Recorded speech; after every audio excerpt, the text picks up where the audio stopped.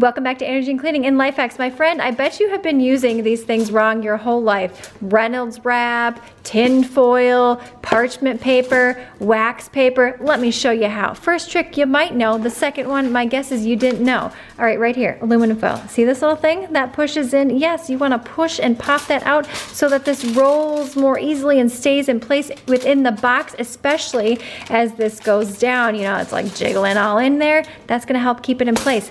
Maybe you say, Andrea Jean, I do not have one of those on my box. Nana boo boo. No, no, no. Pull this out inside here.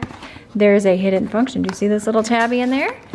How about this little tabby right in there? Yep, it's in there. Okay, the second little trick. How do you tear this off? Do you like just go like this? Or maybe you have those slider ones, which are kind of a pain in the butt to begin with. I get the idea behind it, but just, I don't know. Thumbs up if you can relate to that one. Plastic wrap is what I'm referring to.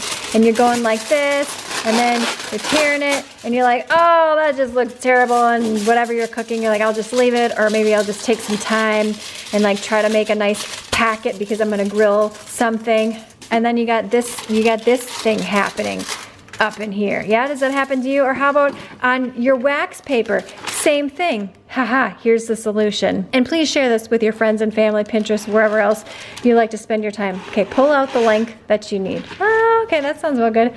This time, tuck the top inside of the box. There we go.